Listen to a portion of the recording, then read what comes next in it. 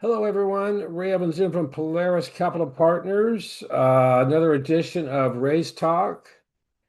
Today, we are going to talk about HELOCs versus second mortgages and reverse mortgage seconds. Um, there is a difference, and I'm going to share a screen right now, and we can go over this. Let's see, share should be all set. So, here we are, HELOCs versus second mortgages, two ways to tap into home equity. And here's how they compare. Um, you can see, I mean, right now, right, a lot of people, interest rates years ago, a few years ago, we're in the 2.5%, 3.5% range, 4%. A lot of people refinance their first, they have their first, and they don't want to touch it. Now, sometimes it does make sense to refi first, depends how much debt you have, and we do that analysis. Um, but a lot of people then, if they need money for what it may be, home equity, home improvement, debt, pay off credit cards. I mean, credit card interest rates are, anywhere from whatever, 15 to 25%, where HELOCs and home equities are going to be in the, 7% range. So it's a good opportunity, also, who knows, pay for tuition for the kids, whatever else may come up, you never know. Emergencies. I like to have one on hand, a HELOC just for emergency purposes. We personally have a HELOC, with a zero balance, and if we need to use it, if something comes up and, whatever, something blows and we need 10, 20, 30K, but we don't want to take it from our investments, stocks, or savings or whatever, you could just pull from your equity line and then pay it back down. So anyway, here's the chart. You got HELOCs on the left side here, right? Home equity lines of credit, that's what that stands for, versus the second mortgages on this side. So what is it? HELOCs are revolving line of credit that you could draw from as needed. So, right, you can have a 100K line. If you needed 10K, you could draw that 10K, pay it back down, start off at zero, and so forth. With the second mortgage, you're getting one lump sum. So if you got a 100K line, you're getting the 100K. So you're getting it all at once and you're going to start paying interest on all that amount. But for some people, that's the way they want to do it, or they need that much money, whatever it is.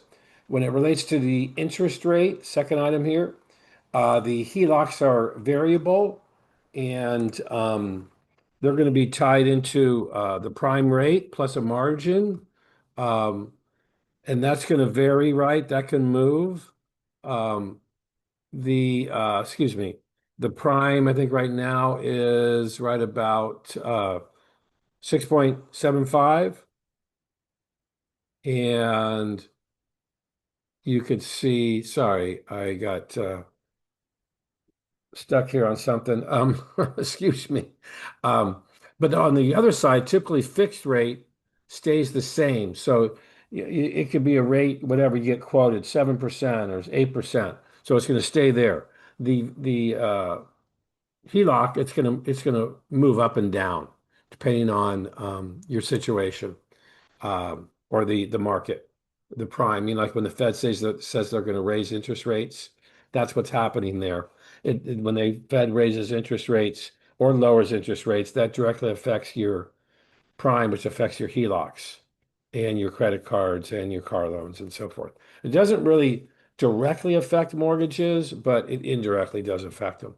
Anyway, how it works here, number three, the draw period, usually 5 to 10 years, then repayment period, um, where the fixed second, you repay in equally month payments over a set term. Interest payments, interest only on what you use, right? That's big on HELOCs, where this one here is pay interest on the entire loan amount, right? Like we talked about. So that's a huge difference in payment.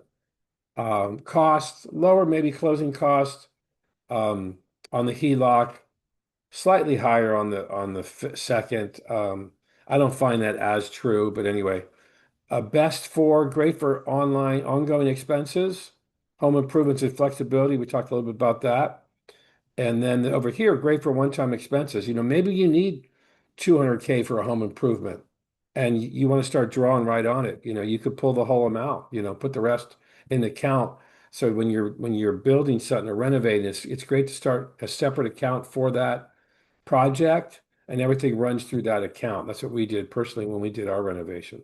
But anyway, and for large purchases, like it says, or debt consolidation, monthly payments typically lower due to the variable rates and interest-only payments.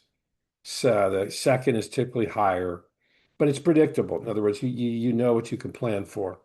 Um, the the bottom line, right? HELOCs offer flexibility and access. Second mortgages offer stability and predictability. The right choice depends on your financial goals and how you plan to use your equity. Um, One thing I'm not mentioning here is the reverse mortgage second.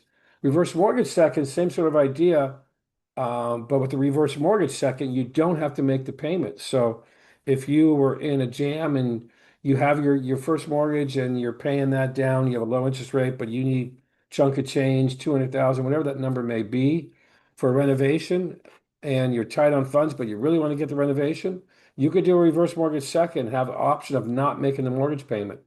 That's another way to go. So that's where we are right now today. I appreciate the time I had with you. Let me know if I can help in any way. Um, my number 650-576-6531 and my website rayavanzino.com. I'm with Polaris Capital Partners. I've been on the peninsula here for uh, well, gosh, I don't want to say my age, but I've been in the business for almost 25 years. So there you go. Ray's Talk. We'll be back to you with another topic soon. Catch up very, very soon and appreciate the opportunity to get together.